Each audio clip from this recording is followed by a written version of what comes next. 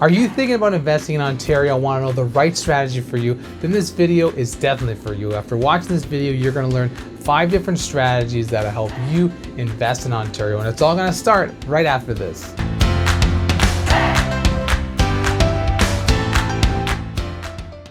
Hey everyone, I'm Josh Tavares, real estate agent with eXp Realty, covering the Greater Toronto area. It means so much to us. If you can help us out, hit the like button, hit the subscribe button, and jiggle the notification bell to get updates on our newly uploaded content. And if you guys want access to our seller's guide, comment seller's guide down below and I'll give you access to that. And without further ado, let's begin. Number 1, buy and hold. Buy and hold is a pretty simple strategy. If you're buying a property, you're holding a long term and over term, you're going to be paying down the mortgage, building your cash flow, all from just obtaining and holding the property.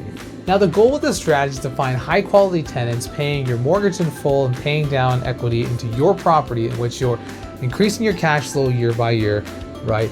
You're increasing your equity through mortgage pay down, asset appreciation, and you're building wealth with your property that eventually, once you have no more mortgage on the property, you'll essentially be mortgage free, have a higher lump sum of cash flow that you can use for disposable purposes. Now, at the very beginning, you may not be cash flowing very much based on how the market's performed, but over time, rents are going to increase. You'll be able to add on efficiencies, and over time, you might have $25 to start a cash flow and end up increasing to a couple hundred, if not 1,000 or more, especially if you add improvements like adding an additional unit or so. So be patient. It's a long-term strategy, and this is build wealth for many investors all over the world.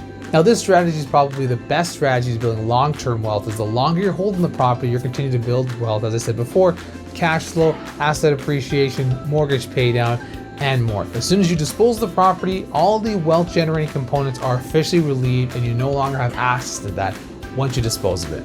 Now with buy and hold is probably one of the easier out of all the strategies listed in this video for financing purposes. You typically want 20% down, and you'll of course want to have very good lending capability or good financial makeup, because if you're going to have a property that is 4 units or less, you're going to have to qualify also based on your financial merits, where if you were to buy a property with 5 or more units, it's going to go based more on the income of the property can generate and less on your financial status, your credit score, your income, debt, and so on and so forth. So something to keep in mind, and like I said, probably one of the easier forms to collect financing in terms of for investing.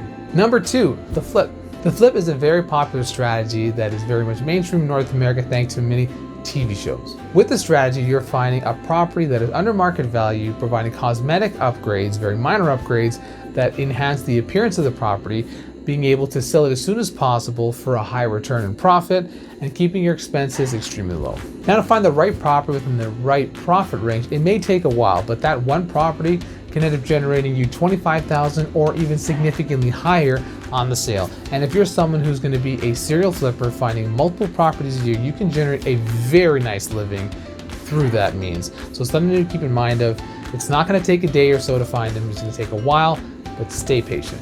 Now, if you're going to go through the flip process, I recommend that you learn a little bit about renovation. So when you're working with contractors, especially general contractors, you're able to get an idea in terms of costs, processes, and systems. So you're able to save out on savings, because there may be some contractors who may, take a longer time for them to get a project done so they can have a higher payout from your ends, which of course is, being a strategic project manager as we are for many investors, it makes sense to understand a bit about the renovation process so our contractors are doing exactly what's needed and not trying to take advantage of the situation and obtain more money from investors.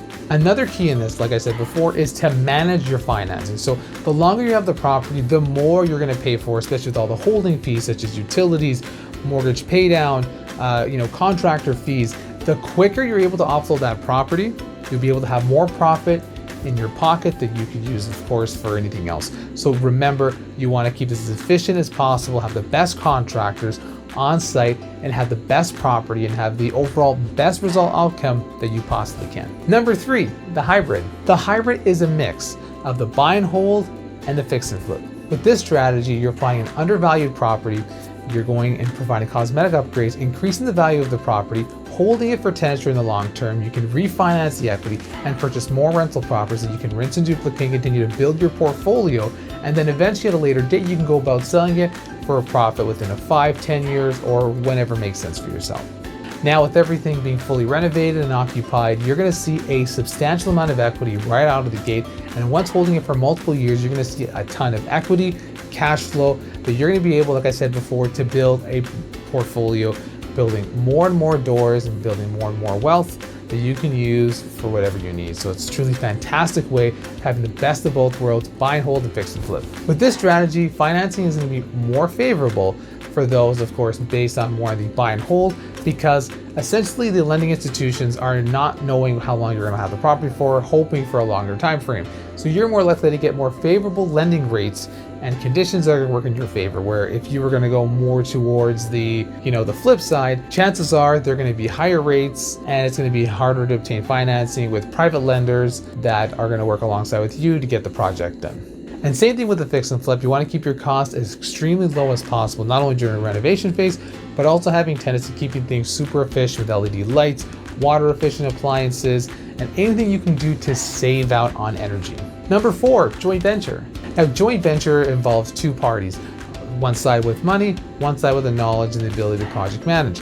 And essentially you're going to have one party that has no idea, which is the financial partner, who has no idea about managing rentals or doesn't want to get involved with that, and essentially provides the capital for the down payment, gets on title, and provides funds for any major repair that needs to be done later down the road. And for the opposing side, it could be somebody who maybe doesn't have the capability any longer to obtain financing for whatever restrictions, but they have the experience and the know-how to renovate properties, deal with contractors, get great tenants, to be able to vet and get the best quality rents, and everything needed to build the highest return for both parties. It's important to have this relationship to work out successfully, to have both partners on the same page and have the expectations on a legal binding document called the joint venture agreement, showing the expectations of both parties. So that way both parties are able to show exactly what the expectation is, be able to fulfill them within that time frame.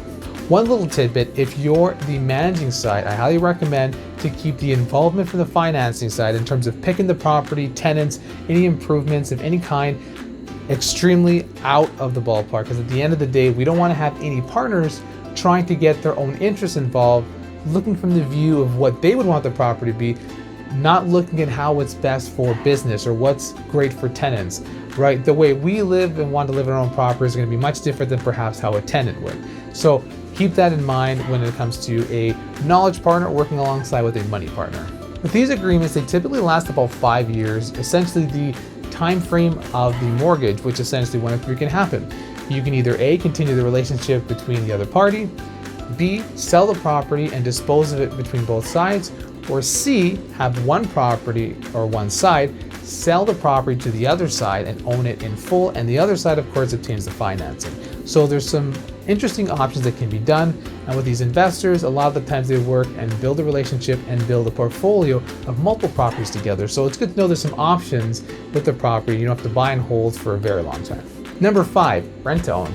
Rent to own is gaining substantial popularity in Ontario due to the high volume of tenants coming in and the high price point for properties. The way it essentially works is that investors will work alongside with tenants. Investors usually will either have the property that they're going to work alongside with the tenant to a later date be purchasing from the investor through an agreement, which is typically about 2 to 4 years, right?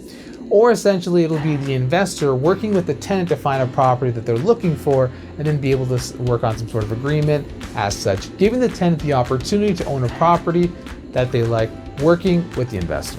Now, tenants in this case are typically individuals who have good income, good jobs, but maybe they'll have enough of a down payment or their financial situation in terms of their credit may be hindered a bit. So it's a great opportunity to have someone like an investor who has the capability to obtain financing to work alongside with the tenant and to help them out. And remember, this agreement, it doesn't mean the tenant is guaranteed to own the property. Only if they're able to obtain financing by the end of the time frame or the agreement.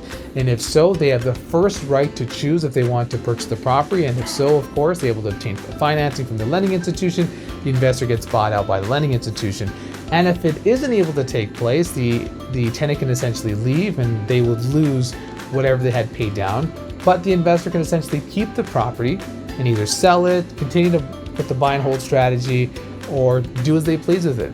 Also with these parties, they're going to come together in their agreement and they're going to have a time frame as well as the price point they're expecting to pay at the end of the term.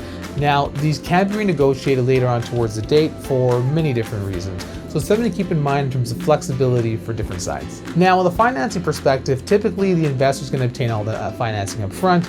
The tenant has continued to do exactly what they were doing before, going to work, pay their bills, have minimum debt, and just continue to have a very strong financial foundation. So once the contract is officially concluded, the tenant has the opportunity to purchase the property from the investor, and all parties win. The investor gets cash flow, they get a good return on their investment, and the tenant has the opportunity to enter the home market. There you have it. I hope this video is super helpful, insightful, and gives you a perspective of different investment strategies that can be taking place here in Ontario or really anywhere. So don't forget to follow us on our Tavares Rajasingam pages, and it would mean so much to us if you can help us out. Hit the like button, hit the subscribe button, and jiggle the notification. We'll get updates on our newly uploaded content. I'm Josh Tavares, licensed real estate agent with eXp Realty covering the Greater Toronto Area. Thanks so much for watching. Take care.